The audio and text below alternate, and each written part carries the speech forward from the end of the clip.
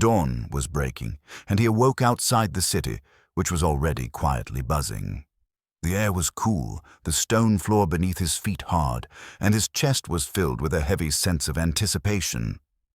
Ahead of him lay the day of the Senate session, the glory and the obligations of his position.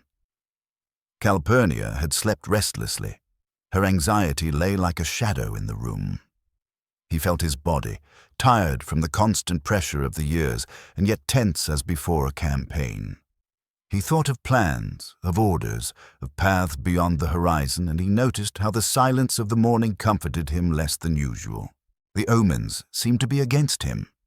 Calpurnia reported a nighttime vision that made his throat tighten, and the sacrificial showers pointed to misfortune.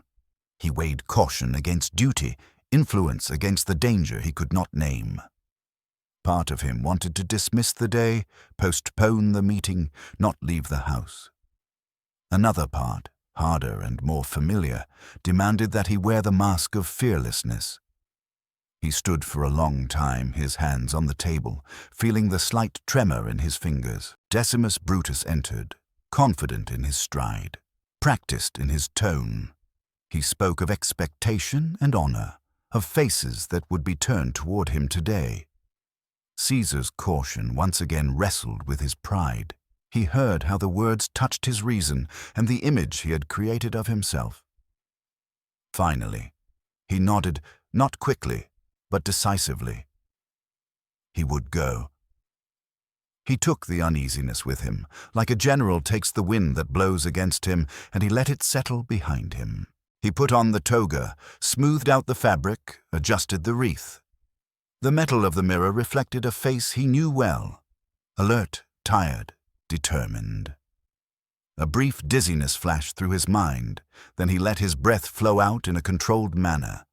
He remembered paths across rivers and mountains, nights in tents, the art of hiding his tremors. Today, the city would see his stance. He straightened his shoulders and walked to the door. The lictors led the way, the sound of their fasces keeping time with their steps. People waited in front of the house, murmuring greetings. He nodded, raised his hand, saw faces that reminded him of his own image in their eyes. The streets were dusty, the sky clear, and the light cast sharp edges on the buildings. He felt the city breathing and the weight he himself placed on it. He walked steadily, as if there were no choice, and heard the noise of Pompey's theater in the distance. At the entrance, a man with a folded letter pushed his way through the crowd. He had an intellectual look about him, his fingers marked by ink stains. Caesar took the scroll, feeling the urge to read it immediately, but at the same time feeling the pull on his arm, which was pointing further inside. There were already too many eyes on him. He put the letter away. The urgency of duty pushed the quiet warning aside, not into silence, but into the back room of his mind. He entered the Curia, and a soft rustling went through the ranks. Many rose to their feet.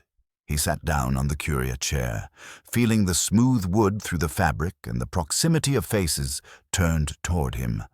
A group broke away with a request that sounded urgent.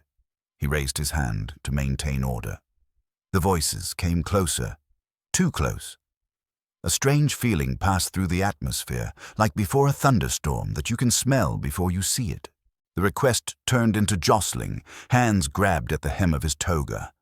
Anger rose within him, sharp and cold. Then came the first movement at his side, a brief metallic flash, a thrust that slid past him and grazed his skin. He spun around, grabbed an arm, felt flesh, fabric, cold. Then there was a flicker of blades, close and irrevocable.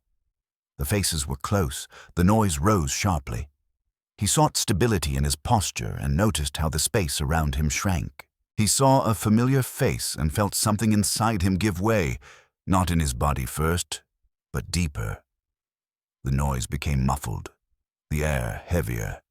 He pulled the fabric over his head to preserve its shape and took the step, which was no longer a step, down to where the cold base of the statue stood. The stone was hard, the ground far away, and the world wrapped itself tighter around him, as if it wanted to pull him out. Inside, Images of rivers, armies, and a city he had devoted himself to crossed his mind. The pain receded, leaving a throbbing edge. The voices became distant noise. The contours lost their sharpness. He felt the wreath slip, the fabric heavy on his chest, the last remnants of breath coming and going. He didn't think in words, but in weights, in a single axis between what was and what remained. Then there was only silence within him, and the hall receded like a wave that had smoothed itself out. This last day showed the line between courage and recklessness, between role and person. He had seen the signs, felt the fear, weighed the duty, and chosen the image of his office. He had followed his own measure, which he had formed over years, and in the end found the dignity he sought in the gesture of covering himself. In the coolness of the Curia, his path converged into a single moment that revealed both power and transience. Those who were close to him may have seen in this end not only the ruler, but also the man who was carried and marked by the city he served. I hope you enjoyed this journey into a decisive day in history.